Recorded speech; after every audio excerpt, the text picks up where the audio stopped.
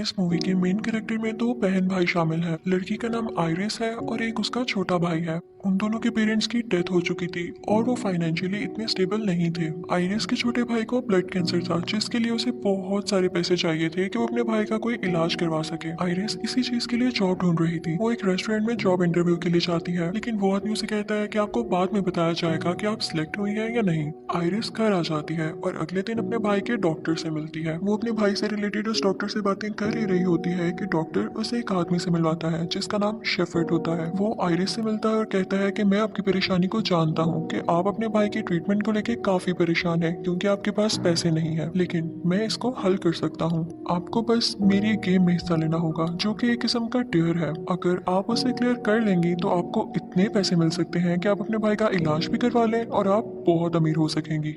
Iris मजबूर थी और उसके पास इसके अलावा और कोई ऑप्शन नहीं थी, लेकिन आइरिस को ये सब मजाक भी लग रहा था। तो वो डॉक्टर की तरफ देखती है तो डॉक्टर उसे कहता है कि ये सच है, कुछ टाइम पहले मिस्टर शेफर्ड ने मेरी भी हेल्प की थी। आइरिस ये भी बताती है कि उसके भाई को बोन मैरो ट्रांसप्लांट की भी जरूरत है। डॉक्टर शेफर्ड उसे कहता है कि भाई मैंने आपको कहा ना, आपको परेशान होने की जरूरत ही नहीं है, आपको बस एक पार्टी में आना होगा और वहाँ पर आकर एक गेम खेलनी होगी बस। तो आइरिस उससे सोचने के लिए कुछ वक्त मांगती है। डॉक्टर शेफर्ड उसे कहता है कि याद रखिएगा, मुझे रात 8 बजे से पहले बता दीजिएगा, और अगर आप ये गेम जीत जाएंगी तो आपको बहुत सारे पैसे मिलेंगे। इवन मैं आपके भाई के लिए बोन मैरो डोनर भी ढूंढ दूंगा। आइरिस वहाँ से चली जाती है और उसके जाने के बाद डॉक्टर और मिस्टर शेफर्ड आपस में बातें करने लगते हैं। शेफर्ड आइरिस की तारीफ कर रहा होता है कि काफी अच्छी प्लेयर साबित होगी, ना इसकी कोई फैमिली है और ये अपने भाई के लिए लड़ रही है और मुझे ऐसी ही प्लेयर चाहिए। तो डॉक्टर उससे कहता है कि शेफर्ड तुम्हें इसके साथ ऐसा नहीं करना चाहिए, एक बार सोच लो। लेकिन शेफर्ड उस डॉक्टर से कहता है कि ये लो पैसे पकड़ो और अपनी जुबान बंद रखना। ये कहकर वो वहाँ से चला जाता है। आइरिस जब घर जाती है तो उसे उस जॉब से कॉल आती है जहाँ पर वो इंटरव्यू देने गई थी। वो उससे कहते हैं कि सॉरी आप रिजेक्ट हो चुकी हैं। आइरिस का बहुत दिल दुखता है और उसके पास और कोई ऑप्शन भी नहीं बची थी, तो वो शेफर्ड को कॉल करके कहती है कि मैं आपकी पार्टी में आ रही हूँ।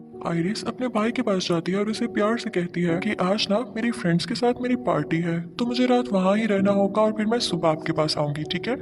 आइरिस का छोटा भाई ओके कह देता है। फिर शाम को आइरिस को शेफर्ड की भेजी गई गाड़ी पिक करती है। वो जैसे ही शेफर्ड के उस प्लेस पर पहुंचती है तो उसे वेटिंग एरिया में बिठाया जाता है। यहाँ पर टोटल 8 लोग थे और वहाँ पर 2 आदमी भी थे, एक लूकस और एक कार्ल, जो कि उससे मिलते हैं। वो दोनों आइरिस को बाकी लोगों से इंट्रोड्यूस कराते हैं और बाकी लोगों के बारे में भी उसको बताते हैं। वहाँ पर एक बूढ़ी औरत भी थी जो कि पैरालाइज थी। एक आदमी था जो कि बहुत ज्यादा जुआ खेला करता था। एक ऐसा आदमी था जो कि यहाँ पर इसलिए आया था क्योंकि उस पर बहुत ज्यादा उधार था और उसने किसी के पैसे वापस करने थे।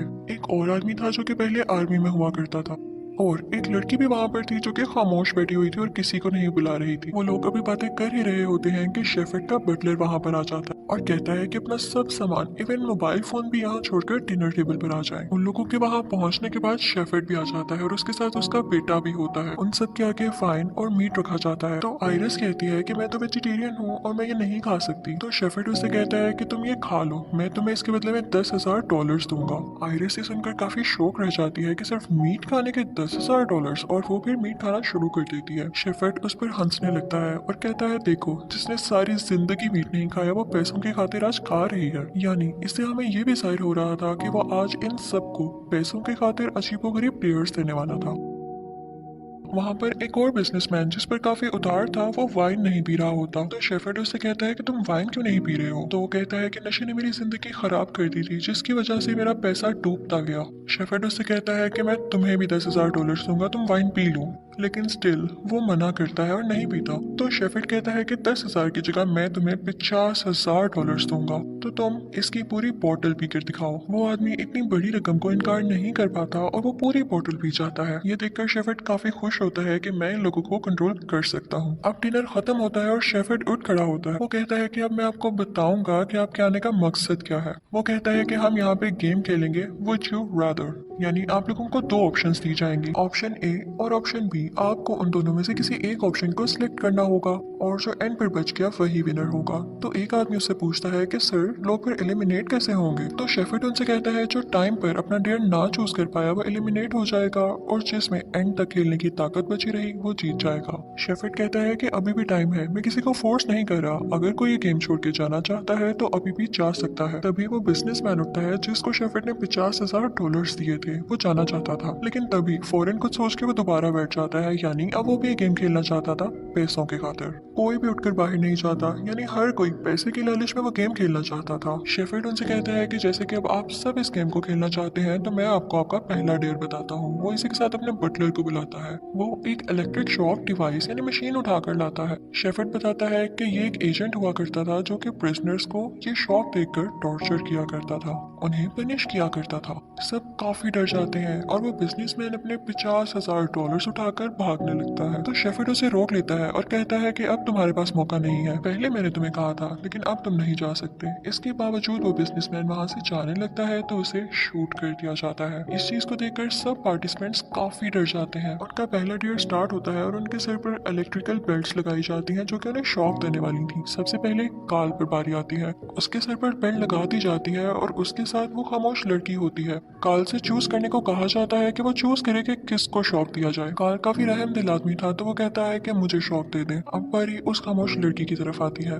और उसके साथ उस बूढ़ी औरत के सर पर बेल्ट लगाई गई थी। उस लड़की से जब पूछा जाता है तो वो कहती है कि इस बूढ़ी औरत को शॉक दे दो, क्योंकि वो बहुत बुरी लड़की थी। वो बेचारी बूढ़ी औरत शॉक को किस तरह से बर्दाश्त करती है ये बहुत पेनफुल था। इसी तरह बारियां रिवॉल्व होती रहती हैं और वो लोग अपने डेयर पूरे करते रहते हैं। लूकस को भी 2 बार शॉक लेना पड़ता है क्योंकि वो भी अच्छा आदमी था। वो आयरिस को शॉक देने की बजाय खुद पर दोबारा शॉक ले लेता है। अब आयरिस की बारी आती है। उसके अगेंस्ट जो पार्टिसिपेंट था वो काल था। आयरिस भी बहुत अच्छी लड़की थी और रहमदिल थी, तो वो काल को शॉक नहीं देती और खुद पर शॉक ले लेती है। ये चीज सबके लिए बहुत पेनफुल थी और चूंकि इस डेयर में सब जीत चुके थे तो कोई भी एलिमिनेट नहीं होता। सब पार्टिसिपेंट्स काफी डरे हुए होते हैं और तभी वहाँ पर शेफर्ड का बेटा आता है जो कि उन पर हंसने लगता है। वहाँ पर वो आदमी जो कि आर्मी में रह चुका था उठकर उससे बहस करने लगता है कि तुम्हें शर्म आनी चाहिए। तो शेफर्ड का बेटा कहता है कि तुम अपनी इस बात पर पछताओगे और ये कहकर वो वहाँ से चला जाता है। तो फिर शेफर्ड वहाँ पर आता है और कहता है कि चले दूसरा डेयर स्टार्ट करते हैं। शेफर्ड कहता है कि इस डेयर को चूज करने के लिए आपके पास 30 सेकंड्स है। अब आयरिस पे बारी आती है तो उसे ये ऑप्शन दी जाती है कि तुम काल के पैर में एक नुकीली चीज स्टैब करोगी या फिर उस आर्मी पर्सन को 3 बार लेदर स्ट्रिप से मारोगी। तो वो एक्स आर्मी पर्सन उसे कहता है कि तुम मुझे मार लो, मैं ये मार बर्दाश्त कर लूंगा, लेकिन अगर तुमने काल के पाँव में वो स्टैब किया तो उसका बहुत खून बह सकता है। तो आयरिस ना चाहते हुए भी उसको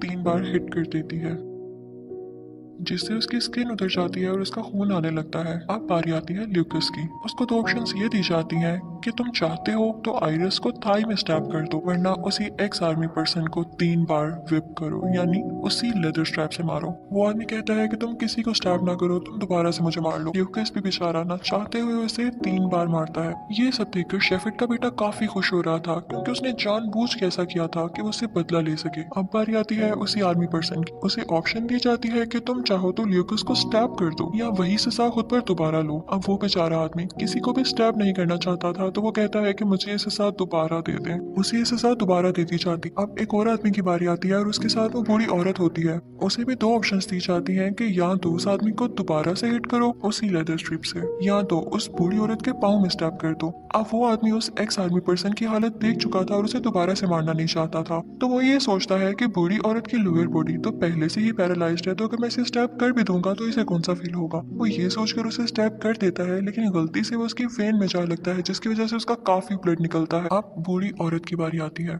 उसके अगेंस्ट जो पार्टिसिपेंट्स थे वो वही खामोश लड़की थी और उसको भी जो दूसरी ऑप्शन दी गई थी वो एक्स आर्मी पर्सन पर 3 बार हिट करने की थी। वो अपना बदला लेती है और उस खामोश लड़की के पाँव में स्टैब कर देती है। अब नेक्स्ट बारी उसी खामोश लड़की की आती है। उसे भी ऑप्शन दी जाती है कि उसी आदमी को तुम 3 बार हिट कर दो लेदर स्ट्रिप से या फिर किसी भी पार्टिसिपेंट को स्टैब कर दो। वो उठती है और कहती है कि मैं कहीं भी स्टैब कर सकती हूँ ना। तो शेफर्ड उससे कहता है कि हाँ, मैं तुम्हारे साथ ये फेवर इसलिए कर रहा हूँ क्योंकि पिछले राउंड में तुम्हें कुछ भी नहीं हुआ था, तो तुम्हारे पॉइंट्स थोड़े से ज्यादा थे। वो खामोश लड़की उठती है और आयरिस की साइड पे जाकर स्टैब कर देती है, लेकिन लकीली आयरिस को ज्यादा गहरी चोट नहीं आती। फिर वहाँ पर शोर मच जाता है कि वो बूढ़ी औरत कोई हलचल नहीं कर रही, ना ही कुछ बोल रही है। जब उसे चेक किया जाता है तो वो बेचारी मर चुकी थी। उसकी डेड बॉडी को उस रूम से बाहर निकाल दिया जाता है। अब बारी आती है काल की और उसे भी सेम ऑप्शन दी जाती और दूसरी ऑप्शन में कहा जाता है कि ल्यूकस के पाँव पर स्टैब करना होगा। वहाँ पर वो खामोश लड़की कहती है कि हमें एक दूसरे की हेल्प नहीं करनी चाहिए। अगर हम एक दूसरे को ही बचाते रहे तो एलिमिनेट कौन होगा और विनर कैसे सिलेक्ट किया जाएगा। काल के जहन में उसकी ये बात आ चुकी थी और वो उठ खड़ा होता है और उसी एक्स आर्मी पर्सन को 3 बार हिट करता है। अब वो आदमी इतना ज्यादा जख्मी हो चुका था कि उसमें और ताकत नहीं बची थी कि वो कोई गेम खेल सके।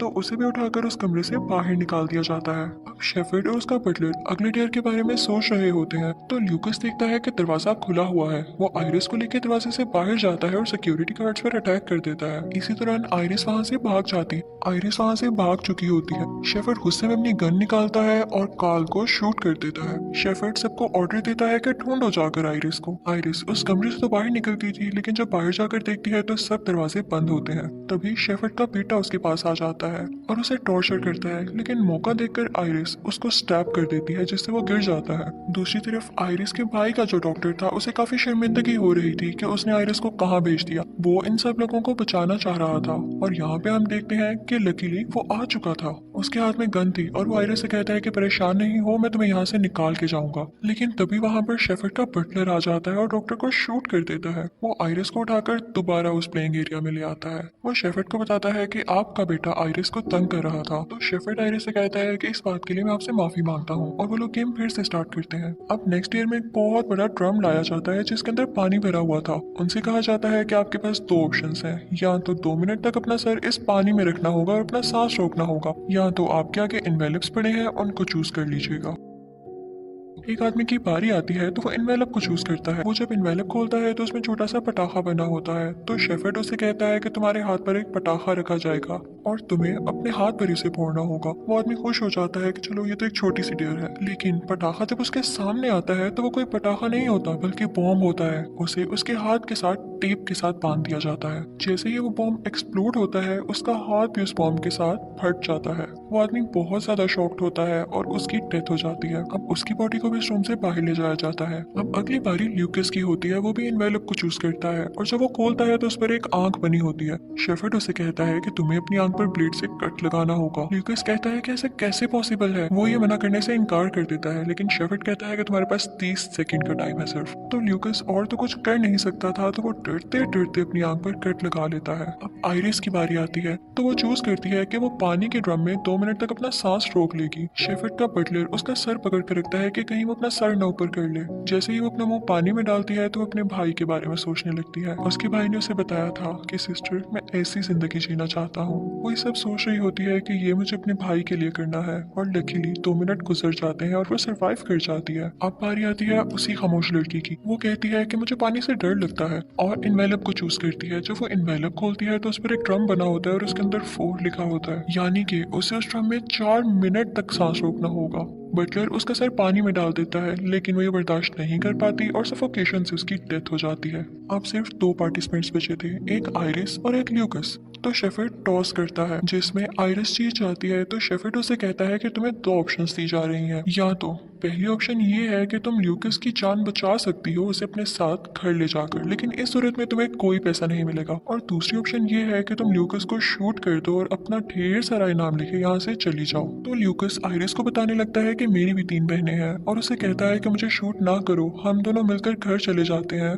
और मेहनत करके कहीं और से पैसे कमा लेंगे, प्लीज ऐसा नहीं करो। लेकिन आयरिस की आंखों के सामने अपना भाई आ जाता है और वो ना चाहते हुए भी गन उठाती है और ल्यूकस को शूट कर देती है। शेफर्ड और उसका बटलर उसके लिए क्लैपिंग करने लगते हैं कि तुमने कर दिखाया, तुमने ये कर लिया। आयरिस उसे शूट करके अपना सर नीचे कर लेती है, जो कि इस बात का साइन था कि उसे शूट करने की वजह से काफी शर्मिंदगी हो रही थी। शेफर्ड उसे ढेर सारे पैसे देता है और बताता है कि हमने तुम्हारे भाई के लिए बोन मैरो डोनर भी ढूंढ लिया है। आयरिस अपने घर पहुंचती है। बहुत सुबह का टाइम होता है और वो देखती है कि उसका भाई सो रहा है। वो अपने भाई को जगाना नहीं चाहती थी। वो शॉवर लेने चली जाती है और फ्रेश हो जाती है। जब वो वापस अपने भाई के कमरे में उसे उठाने आती है तो देखती है कि उसने बहुत सारी मेडिसिन खाकर सुसाइड कर ली है। आयरिस ये देख के काफी शॉक्ड हो जाती है और इसी के साथ ये मूवी भी